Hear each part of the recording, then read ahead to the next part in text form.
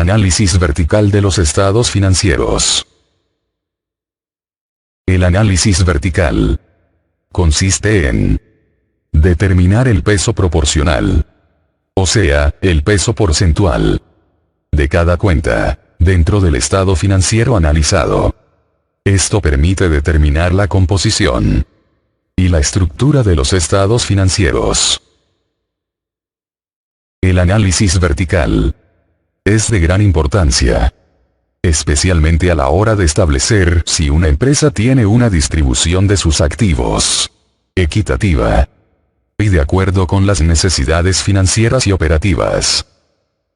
Por ejemplo, supongamos que una empresa que tiene unos activos totales de 5.000 pesos y en su cuenta de efectivo posee 800 pesos.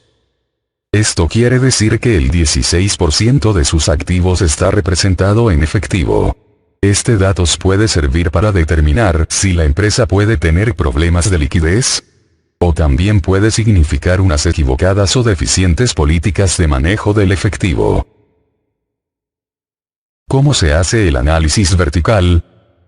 Sabemos que el objetivo del análisis vertical es determinar qué tanto representa cada cuenta dentro de su total respectivo.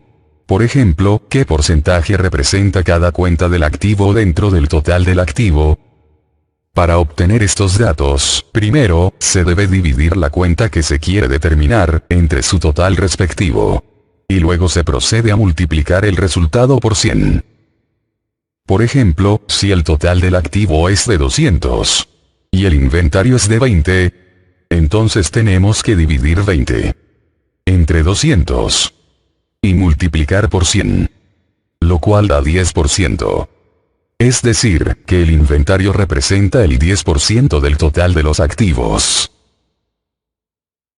Primero vamos a dar una empresa de ejemplo. Debemos decir que este es un ejemplo muy simple, y que normalmente los estados financieros tienen más cuentas que las que se muestran aquí. Esta es la tienda La Esperanza, Sociedad Anónima. Tenemos sus estados financieros muy simplificados para el año que termina el 31 de diciembre de 2009. Primero este es el estado de resultados. La empresa tiene ventas por 10.000 pesos. Un costo de ventas de 6.000 pesos. Lo que da una utilidad bruta de 4.000 pesos. Además se tienen gastos de operación por 2.500 pesos. Esto da una utilidad de operación de 1.500 pesos. Además se registran gastos financieros por 500 pesos. Y esto da una utilidad neta de 1.000 pesos. Después tenemos el balance general. Este balance presenta un saldo de efectivo de 2.000 pesos. Cuentas por cobrar de 1.500 pesos. Inventarios por 1.000 pesos. Esto da un total de activo circulante por 4.500 pesos. El activo fijo neto equivale a 8.000 pesos. Así el total de activo es por 12.500 pesos. Con respecto a los pasivos circulantes, tenemos cuentas por pagar por 2.500 pesos.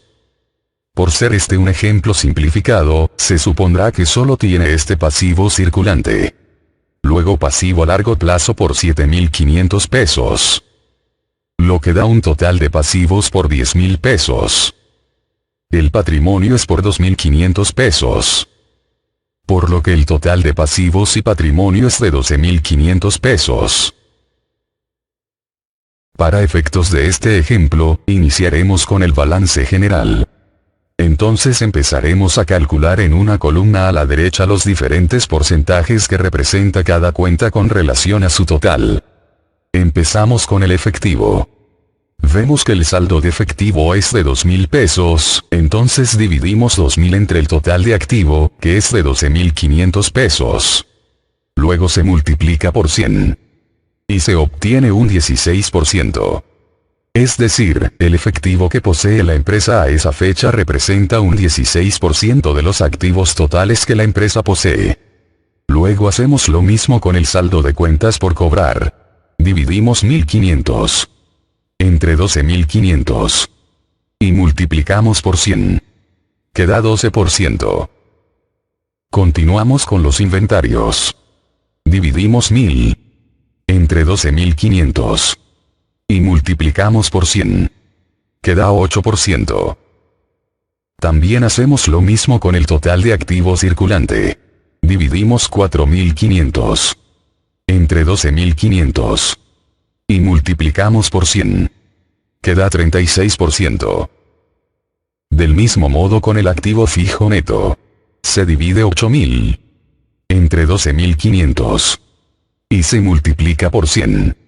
Y se obtiene 64%. Y el total de activo que representa el 100%. Continuamos ahora con los pasivos. Algunos autores, al momento de analizar el pasivo, lo suman con el patrimonio. Es decir, toman el total del pasivo y patrimonio juntos, y con referencia a este valor, calculan la proporción de cada cuenta del pasivo y patrimonio. Se debe tener claro que el pasivo consiste en las obligaciones que la empresa tiene con terceros. En tanto que el patrimonio es una obligación con los socios o dueños de la empresa. Por lo que es importante separarlos para poder determinar la verdadera capacidad de pago de la empresa y las verdaderas obligaciones que ésta tiene. Por tanto, en el caso de los pasivos se dividirá entre el total de pasivo. Entonces, se toma el saldo de las cuentas por pagar. Y se divide 2.500 entre 10.000 pesos, que es el saldo del total del pasivo. Y se multiplica por 100. Y se obtiene 25%. Esto quiere decir que el 25% de las deudas de esta empresa consisten en deudas a corto plazo, como el crédito de los proveedores. Después, se toma el saldo del pasivo a largo plazo. Y se divide 7.500 entre 10.000 pesos, que es el saldo del total del pasivo. Y se multiplica por 100. Y se obtiene 75%. Y el total del pasivo que es un 100%. Finalmente, se hace el mismo procedimiento con las cuentas de patrimonio. En este caso, se supone que solo hay una cuenta de patrimonio, que es el capital social. Entonces, se toma el saldo del capital social, que es 2.500. Y se divide entre el total de patrimonio, que es 2.500. Y se multiplica por 100. Y se obtiene 100%. O sea, que todo el patrimonio consiste en aporte de socios. Ahora efectuamos el mismo proceso con los datos del estado de resultados. Entonces, empezaremos a calcular en una columna a la derecha los diferentes porcentajes que representa cada cuenta con relación a las ventas. Empezamos con las mismas ventas. Vemos que el saldo de ventas es de 10.000 pesos, entonces dividimos 10.000 entre 10.000. Luego se multiplica por 100. Y se obtiene un 100%. En realidad era innecesario hacer las operaciones, pues siempre dará 100% en esta primera línea. Continuamos con el costo de ventas. Vemos que el saldo del costo de ventas es de 6.000 pesos, entonces dividimos 6.000 entre el total de ventas, que es de 10.000 pesos. Luego se multiplica por 100. Y se obtiene un 60%. Después, se sigue con la utilidad bruta, cuyo saldo es 4.000 pesos. Entonces dividimos 4.000 entre el total de ventas, que es de 10.000 pesos. Luego se multiplica por 100. Y se obtiene un 40%. Ahora, se sigue con los gastos de operación, cuyo saldo es 2.500 pesos. Entonces dividimos 2.500 entre el total de ventas, que es de 10.000 pesos. Luego se multiplica por 100. Cuyo resultado es 25%. Después, se sigue con la utilidad operativa.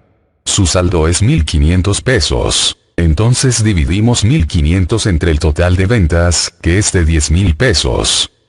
Luego se multiplica por 100. Queda un 15%. Posteriormente, se toman los gastos financieros, cuyo saldo es 500 pesos. Por lo que dividimos 500 entre el total de ventas, que es de 10.000 pesos. Luego se multiplica por 100. Y se obtiene un 5%. Finalmente, se toma el saldo de la utilidad neta. Con un saldo es 1.000 pesos, y así, dividimos 1.000 entre el total de ventas, que es de 10.000 pesos. luego se multiplica por 100. Y se obtiene un 10%. El análisis vertical de un estado financiero permite identificar claramente cómo está compuesto y cómo se estructura cada uno de los estados financieros. Y, así, se procede a interpretar dicha información. Para esto, cabe resaltar que cada empresa es un caso particular, pues no existen reglas que se puedan generalizar. El análisis depende de las circunstancias, o sea, de la situación y los objetivos de cada empresa. Y para lo que una empresa es positivo, puede que no lo sea para la otra. A modo de ejemplo, podemos decir que, al analizar el balance general, caja y bancos, no debe ser muy representativo, puesto que no es rentable tener una gran cantidad de dinero en efectivo, pues no está generando rentabilidad alguna. Es decir, que una empresa debe procurar por no tener más efectivo de lo estrictamente necesario. Una de las cuentas más importantes es la de inventarios. E igual que todos los activos, debe representar solo lo necesario. Los activos fijos, que representan bienes que la empresa necesita para poder producir, como maquinaria, terrenos, edificios y equipos, suelen ser representativos, excepto en ciertas empresas de servicios. Con respecto a los pasivos, es importante que los pasivos corrientes sean poco representativos. Y es necesario que sean mucho menores que los activos corrientes, ya que, de lo contrario, el capital de trabajo de la empresa se ve comprometido. Así como se analiza el balance general, se puede también analizar el estado de resultados. Se puede decir que el costo de ventas no debe ser muy alto, pues si fuera muy alto la empresa podría tener dificultades para cubrir sus gastos operativos y financieros, y que quede una utilidad suficiente para los accionistas. Del mismo modo, el porcentaje que represente la utilidad operativa debe ser relativamente alto. Y la utilidad neta también debe ser alta. Aunque, como ya se ha mencionado en lecciones anteriores, la utilidad no tiene necesariamente que ser demasiado alta, pues en algunos casos podría no ser conveniente. Por ejemplo, en el caso de una empresa que ha rebajado mucho los costos, pero sacrificando la calidad, por lo que una utilidad muy alta no sería sostenible a largo plazo.